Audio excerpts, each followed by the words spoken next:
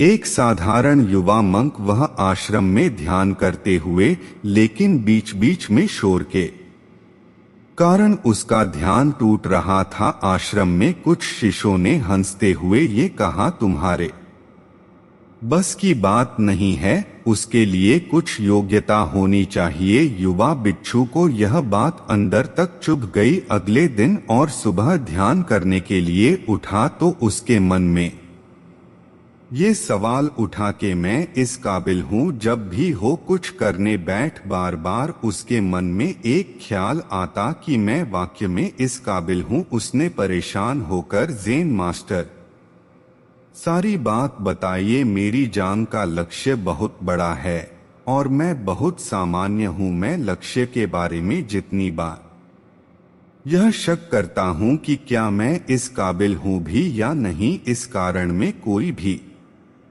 काम सही तरीके से नहीं कर पाता हूँ। ज़ेन मास्टर ने कहा, पीछे वाले पहाड़ पर जाओ, वहाँ बहुत सारे पत्थर पड़े हुए हैं, किसी भी पत्थर को चुनकर ले आओ। मांक चुनकर एक पत्थर ले आया। ज़ेन मास्टर ने कहा, इस बाजार ले जाओ, कोई इसकी कीमत पूछे तो 2 उंगलियां कर देना, कोई मोल भाव करें तो सिर्फ तुम उंगलियां दिखा देना, चाहे कितनी भी कीमत मिले, इस पत्थर को बेचना मत। अगले दिन मांक बाजार गया। सब्जी वाले की दुकान में दुकानदार को पत्थर दिखाया और दुकानदार ने उसे कांटे में तोला तो उसका वजन 200 ग्राम भरा। फिर दुकानदार ने इसका मूल्य पूछा, फिर मांक ने 2 मुझे दिखाई। ठीक है, दुकानदार ने कहा कि मुझे 2 पैसे दे देता हूँ। मांक ने फिर 2 उंगलियां दिखाई। दुकानदार ने कहा, 20 पैसे ज्यादा है, तुम 10 पैसे ले लो। मांक नहीं कुछ नहीं कहा और वह आगे चला गया। फिर वहां पत्थर एक महिला को दिखाया। महिला ने कीमत पूछी। मांक ने फिर 2 उंगलियां दिखा दी। महिला ने कहा, 2 पैसे। फिर मांक 2 उंगलियां दिखा दी। मैंने कहा, 20 रुपए। ठीक है, यह मसाला पीसने के काम आ जाएगा। मांक ने चुपचाप पत्थर जब में रख लिया और ज़ेन मास्टर के वापस चलाया। वह बहुत खुश था कि आश्रम के पहाड़ पर ऐसे बहुत सारे पत्थर थे।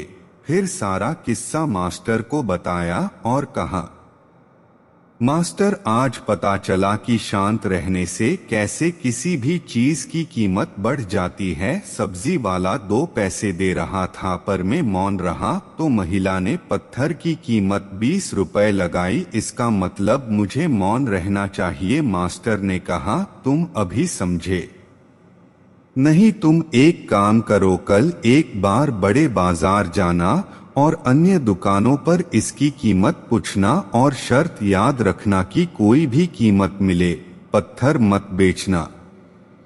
अगले दिन मोंक शहर गया और एक मूर्तिकार से मिला। युवा मोंक ने मूर्तिकार को पत्थर दिखाया। मूर्तिकार ने पत्थर को देखकर सोचा कि यह पत्थर तो बहुत सख्त है, इससे मूर्ति घिसने में बहुत मदद मिलेगी।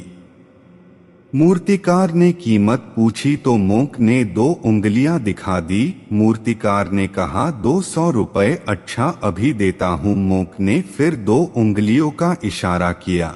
मूर्तिकार ने कहा, 2000 रुपए। यह तो बहुत ज्यादा है, कुछ कम कर सकते हो क्या? मोंक पत्थर लेकर आगे चल दिया।